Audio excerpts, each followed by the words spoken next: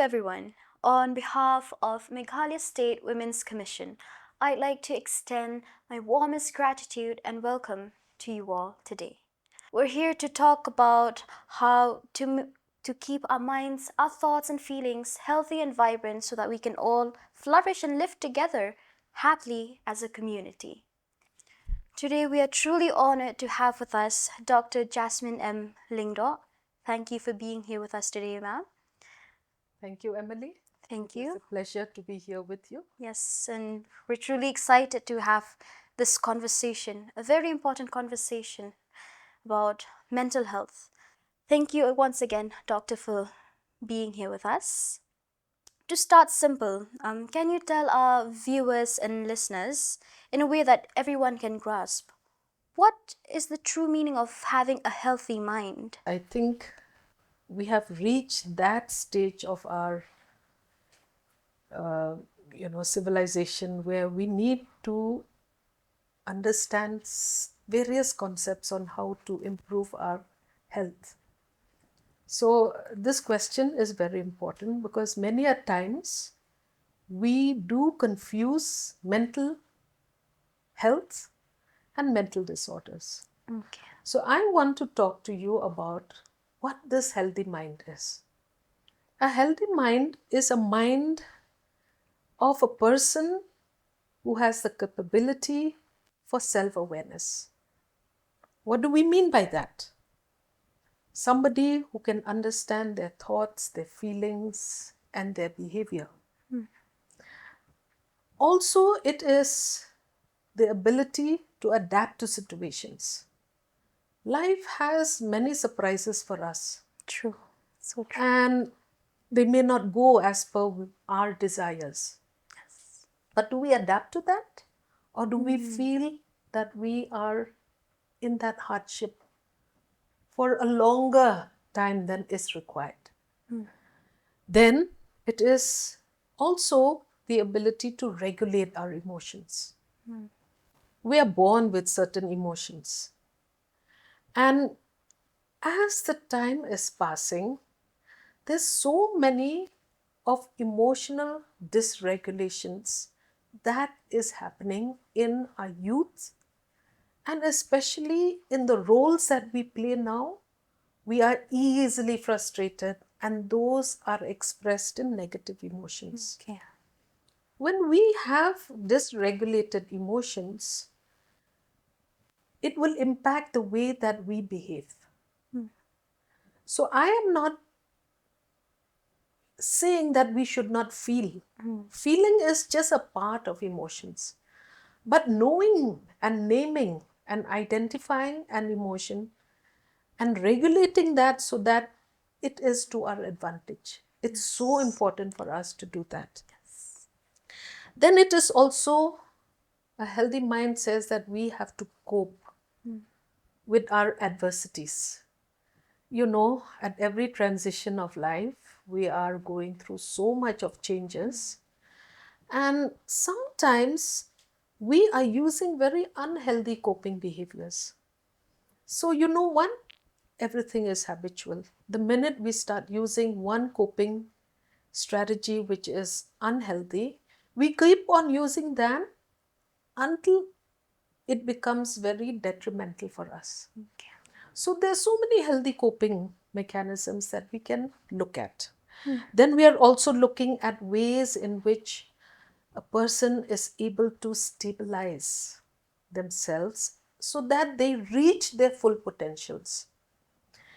Healthy mind, in my opinion and in my experience that I have come across, will be defined as somebody who truly understands themselves and who will do things because they have the potential to do it, irrespective of whether or not it is difficult. As I've mentioned earlier, that this is something that mental health is something that we have overlooked in our society.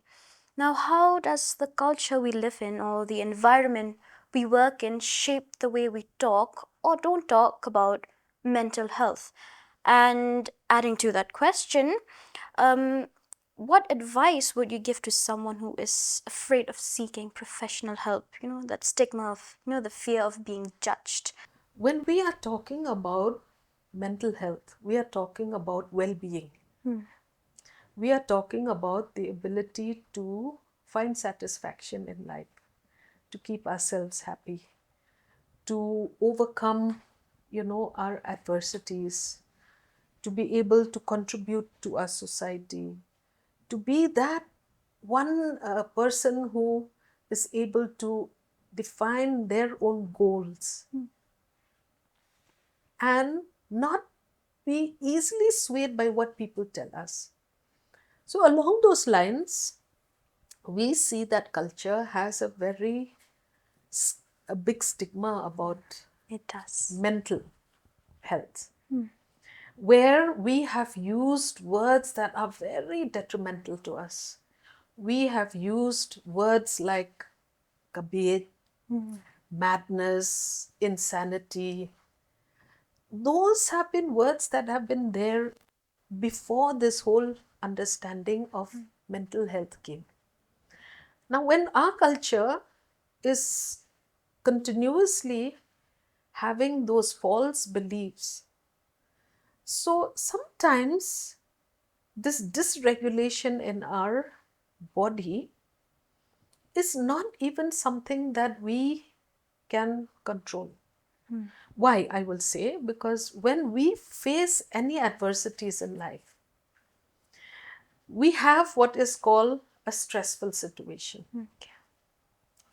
Automatically, the body attempts to adjust to that difficulty by putting us on flight mode Okay. or fight mode, it is called. So, when we are in a flight and fight mode and we don't know what we are doing with our situation, sometimes we may get overwhelmed with that fighting, or we may avoid it completely and just not want to address it at all, but the problem has gotten bigger and bigger and bigger.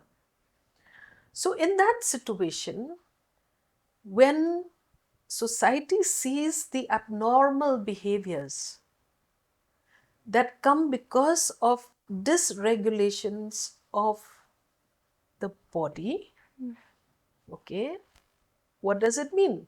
It means dysregulated thoughts. Where do our thoughts come from? They come from our perceptions. What triggers us to perceive in a certain way? Our senses. Yeah. We see, we hear, we smell, we touch. Okay? So when these senses in our body are overloaded with too much of cortisols, Okay. that's a stress hormone in our body. So when there's an overload of cortisols in our body, it can lead to our brains not functioning to its full capacity. What we call a shutdown. So in that moment of shutdown, we can have panic attacks, we can have depression, we can have drinking behaviors, we can have, hearing of abnormal things, seeing abnormal things. These are all conditions that have occurred because we have not been able to deal with that distress that we are calling it. We need to address some very difficult yet real challenges that women face in our society, especially women who have experienced trauma, abandonment, domestic violence, sexual abuse. What are the hurdles she faces when trying to heal, trying to find, to rebuild herself? So let's be clear about this. Whenever a trauma happens in our life, we can never heal from a trauma. Because trauma is stored in our memory system, in this amygdala in the brain, which is called the emotional brain. So when those memories are embedded in this brain centers, we at times get triggered because of similar situations occurring or similar difficulties occurring.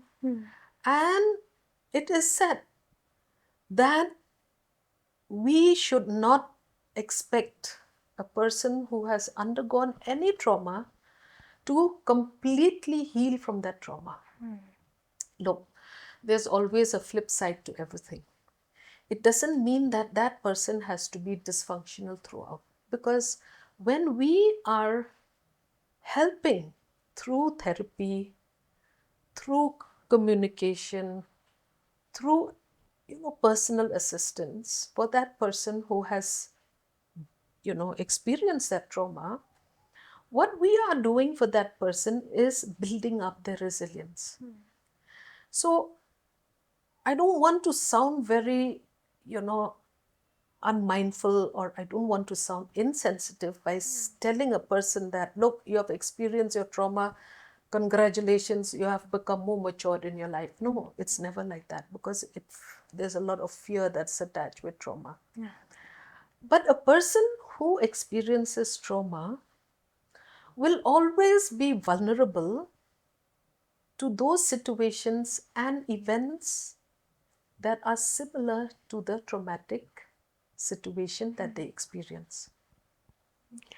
But the way that we deal with that trigger is very important. So when we are asking a person to deal with that trauma, we are actually telling that person, look, the trauma is there in your body system. Okay? So this very renowned,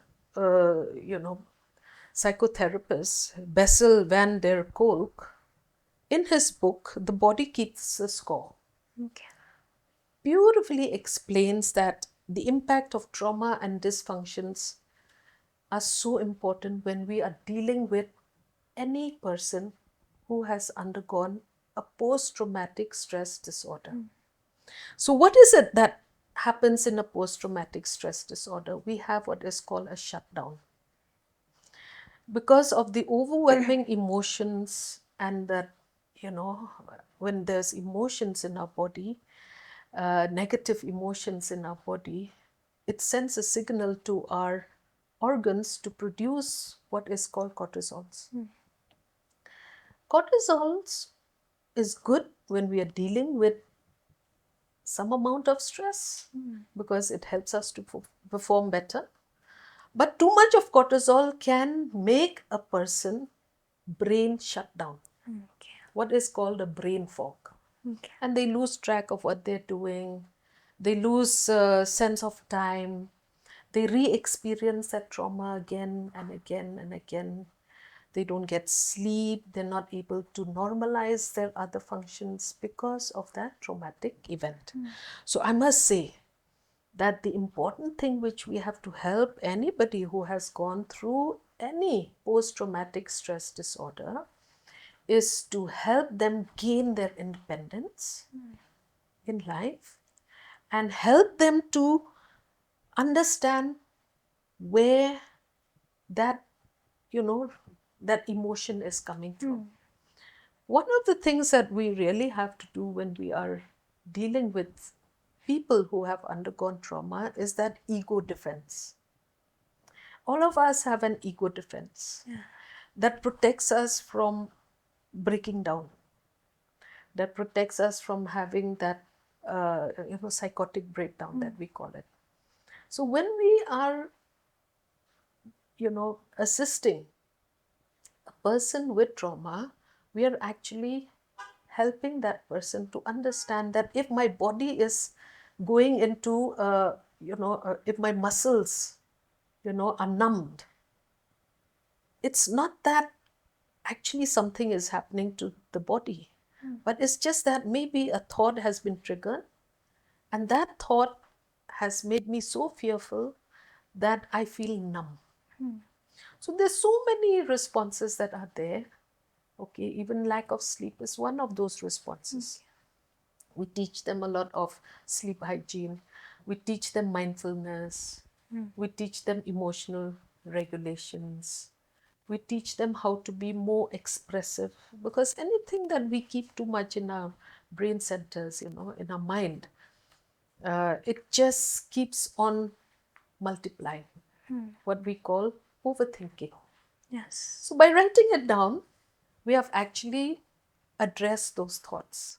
Coming back to women's mental health, what which mental health challenges do women face more often? You know, like maybe depression, anxiety. I've heard of postpartum depression that women face, and hormonal shifts, body image.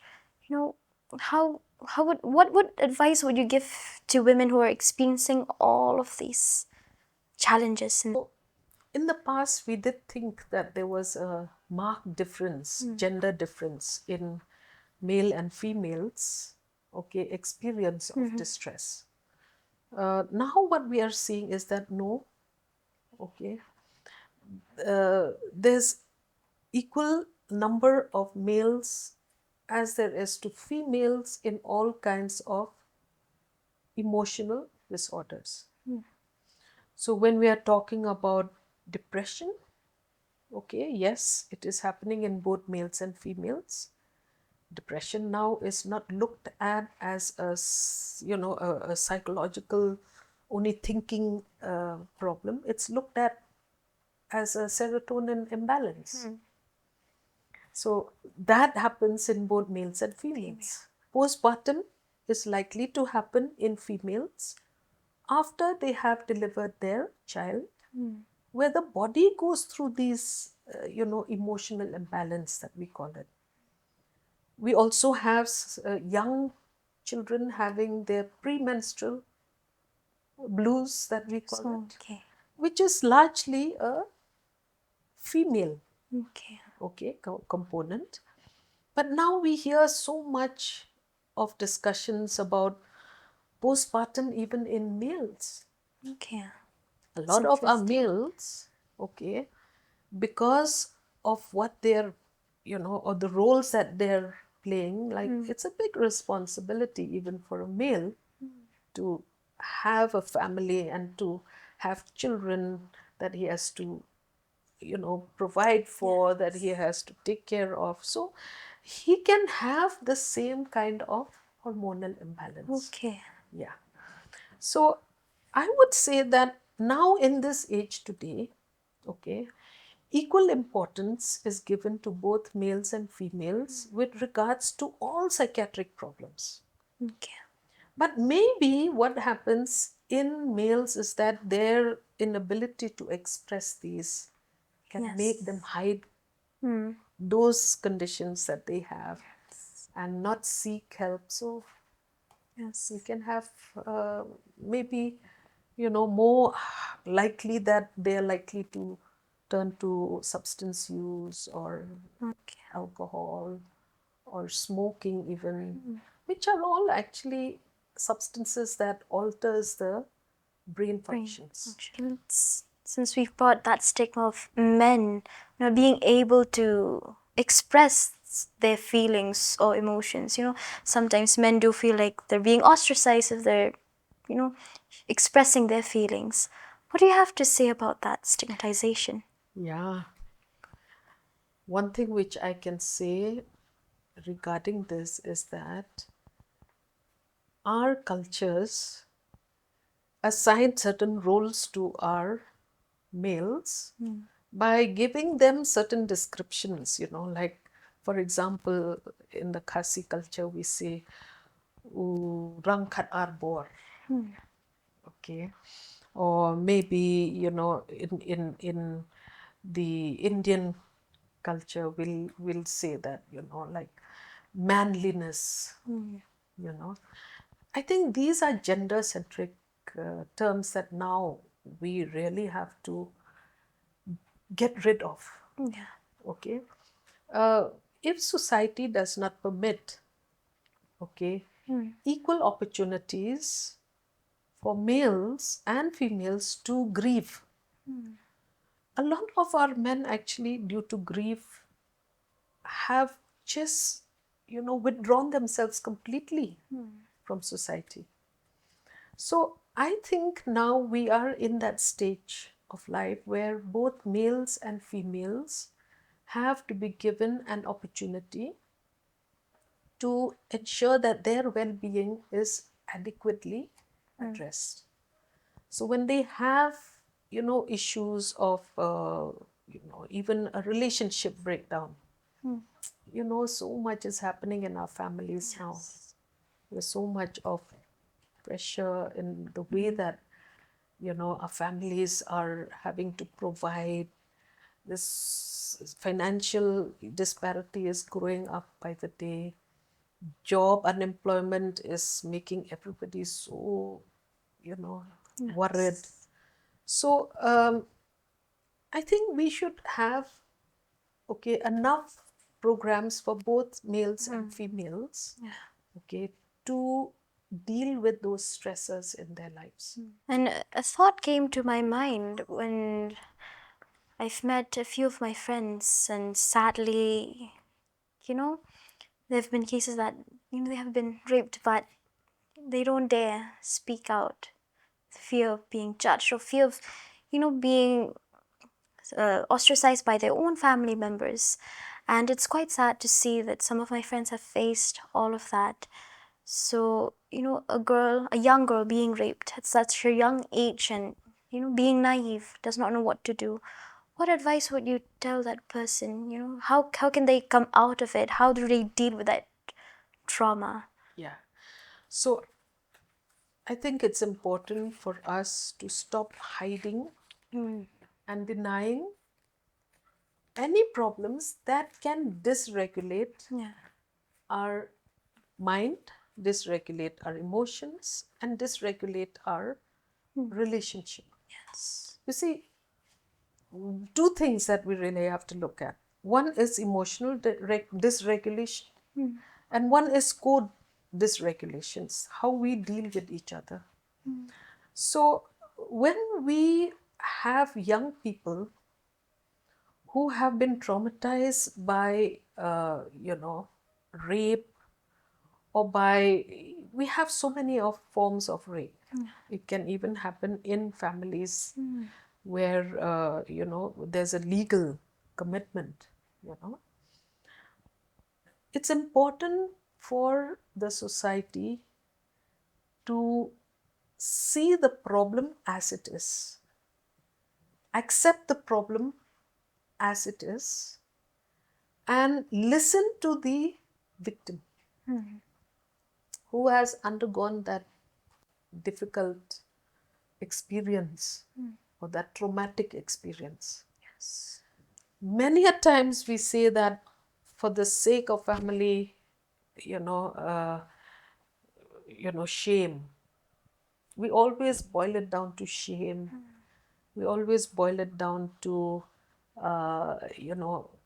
judgments. We always try to define, our agendas in terms of what others think about about us. Why don't we stop doing that? Why don't we realize that this girl, who is a daughter, who is a sister at home, or who's a wife at home, has experienced that trauma, has gone through that, that emotional dysregulation of fear and anxiety and helplessness because of that trauma, rather than be concerned about how we look in front of the society at large. Because I think it has come to a stage where our women should stop blaming themselves for the violence that is done to them. Should stop it, completely stop that. Because we live with that fear of mistrust. Because somebody has not addressed that issue that means so much to us. All because we have this fear that what if it gets exposed to the outside world? It will be exposed because we are living in a world of social media and technology. It will be addressed because POCSO acts have come into place, domestic violence acts have come into place to protect the rights of the marginalized gender. Now, when will society, understand that by hiding the problem, you are actually making that child or that woman feel that they're abandoned, that nobody understands them, that they are not, not heard because they have made up something that is imaginary in their mind. These are not imaginary events. These are events that have happened in reality, which needs redressal. It's true. Women should not fear, should not blame themselves. And, I hope our listeners and viewers take this advice, to whoever has experienced all of this, do not blame yourselves. It's a truly priceless advice. Now, we'll shift to, clarifying these conditions and myths that we've heard regarding mental health. There's a lot of confusion out there regarding stress, but when is stress too much? How can our listeners and viewers, differentiate between everyday stress, like stress, after a long day at work, or stress that actually needs professional attention? I think society also tends to, normalize mental dysfunctions, because they have not understood that there is a term called distress. When we have stress and use stress, what does it mean? It means that we are expected to perform, or we have some demands to perform, and the capacity for performance may not be adequate. Like an exam. How are you going to get 80% in an exam? By studying. So stress and eustress is very good for our performance. And it drives us towards achieving those goals, and it drives us towards, moving out of that comfort zone. That is stress and what we call eustress. But this distress is what we have not yet understood. What is the meaning of distress? Basically, distress is that imbalance or discrepancy in our demands of life and the capacity to achieve the goals, which has caused the body to go into a stress response. God has made us wonderfully that our brains will perceive something that is distressful and will send a message down to our, to our maybe hormone centers to say, okay, release this. Yeah. So it goes down to our endocrine center, which tells us, okay, get into action. And because of that adrenal rush, the cortisol is produced, which gives a message to our body that something is wrong. There's a, red flag. Yeah. Okay. Now what happens, when we don't understand distress is that sometimes we just can't seem to learn new ways of coping with that difficulty, or maybe we are ignoring it for too long, or maybe like the fear, the trauma, we have got so much fear in us that these red flags are constantly, sending signals to our body to be in alert mode. So how can you expect the body that is constantly in an alert mode to be in a state of calmness or relaxation? So what happens with, distress that is experienced over a period of time is that we are constantly telling ourselves, that things are not going right, that some harm is going to come to us, that people don't believe me, So my self-doubt goes up. My inability to cope with people, I'll start to withdraw from people because I'm so ashamed of the distress that I have. Okay. So constantly these, stress hormones are being produced in our body. And like I've just said, large amounts of cortisols in our body can just deplete or reduce those happy hormones in our body. What are those happy hormones? Serotonin levels, which has to do with balancing our emotions. Dopamine levels, which has to do with reward centers in our brains. Endorphins, which has to do with pain relief in our body. Or oxytocin, the ability to love oneself. All these become depleted due to excessive amounts of fight and flight mode. When are we going to relax then? That's the time when you will find that people with excessive distress start to give up their, things that they're doing. They start to withdraw from people. They'll run away somewhere. They'll use drugs and alcohol. They will obsess with those very, negative thoughts. Okay, because, and some of them may even compulsively, do some rituals to try to deal with that distress. Okay. Now, our body cannot afford that kind of distress all the time. So, why don't we start to realize that in the midst of all this hardship that we have, our well being is so important. Regarding debunking these myths, how do you feel when nowadays people use depression and anxiety so light-heartedly?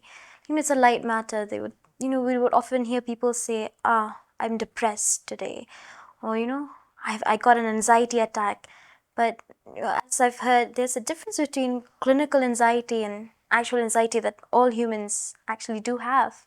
So how do you feel when people actually use these words, in such a lightweight matter? I think this again is part of that misconception that we have, which many a times we think that when people talk about mental disorders, it's all imaginary or they're seeking attention Okay. or they are, it's because of some devil that has entered into their system and they're creating disharmony in their thoughts and emotions, and that prayers and rituals will just like take care of everything. Whenever a person says that I am depressed, clinically, okay, there is the ICD or International Classification of Diseases that helps us to quantify whether an illness is at a normal level, okay, whether this expression of these symptoms is at a normal level, sadness is normal.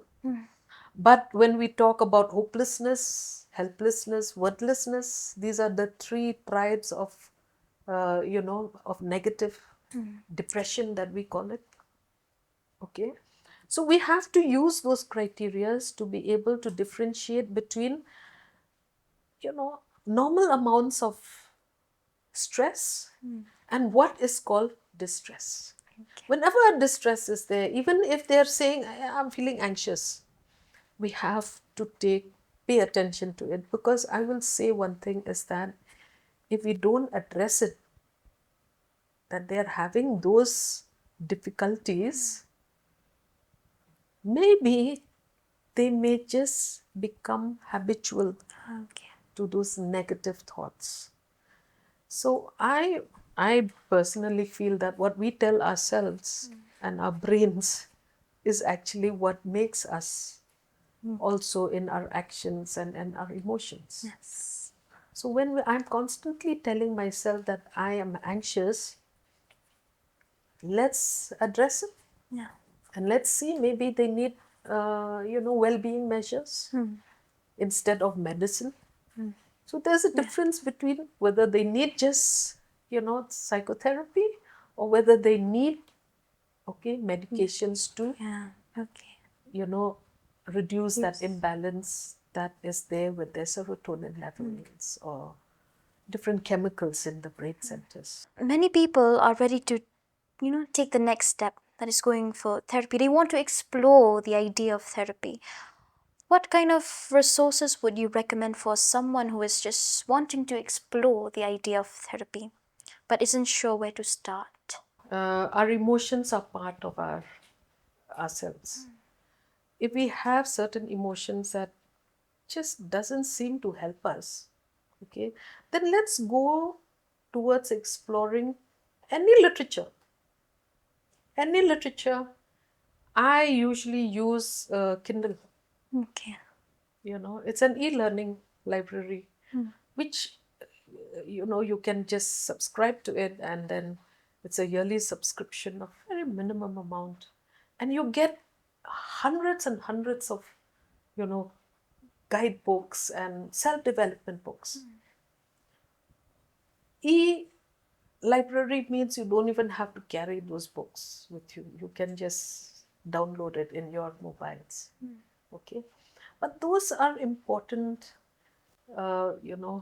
self-discovery books. So go towards self-discovery all the time. Don't allow this nagging thought that something is wrong with me slip you. Otherwise, you will find over a period of time, you're obsessing over it. And it just needs a clarification. Learn to be a part of groups that talk about, well-being and personality development. Keep growing, because I think in that area, we haven't learned enough there. You've dedicated your life to this field. What is the question about the human mind and its health that you wish more people would ask you? There's one thing which I always encourage people to do, is to be self-reflective. So are these thoughts, emotions, behaviors contributing to my well-being? Pause a bit to ask yourself, if I have an experience of a breakup, am I going to cry forever and ever and ever and feel that my world has come crashing down? Or will I see an opportunity for growth and self-care? So every hardship that you face in life gives you an opportunity to learn those resilience that we call it. Their skills, their life skills. Go on developing your life skills. Thank you so much for all your wisdom and expertise. Now, to wrap up our podcast, is there any quick mental health that our viewers and listeners can use right now, to just shift their mood? Is there any mental health hack that you have? I always do grounding, because sometimes our dysregulation hijacks us into feeling that the harm and the danger is lurking in our lives. So I ground myself and I put my feet on the ground, and I can just do a very simple thing like, just get back to my senses. 5, 4, 3, 2, 1. 5 things that I can hear, 4 things that I can see, 3 things that I can, maybe just taste, 2 things that I can smell, 1 thing that I can touch and feel the warmth and affection that I can give to myself. If we just go back to our senses, Emily, nothing else can destroy you. Go back to yourself. Know that your grounding, your self-awareness is the key to how you develop yourself. Nobody knows you better than you. So let that opportunity for this hardship be just a way in which we learn new things in our lives. And I will say, please eat healthy. Do you know that our young people are so much engaged in eating disorders nowadays, that those very healthy, vitamins are lacking. And because we lack those vitamins like calcium, iron, proteins, we lack a lot of vitamins that has to do with melatonin. So this dysregulates our emotions. Give yourself a whole load of movement. Okay, rhythm, they say, balances our emotions.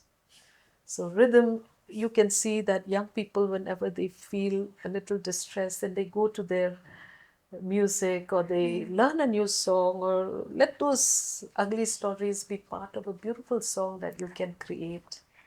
But don't stop living a purposeful life, and give meaning to everything that's happening in a very positive way, by accepting and by a willingness for change. So that's a perfect end to our conversation. Thank you so much, Dr. Jasmine.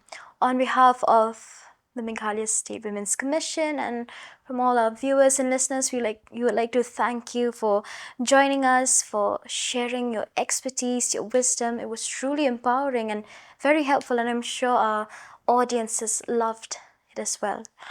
And to our listeners and viewers, remember that our mental health matters, right? So we'll take it one conversation at a time, and to not be afraid to reach out, like you've mentioned earlier, to reach out, to address, to share, to talk about it. And I would like to thank you all, our viewers and listeners, once again for joining our conversation. I hope you have a wonderful day ahead. Thank you. Until next time.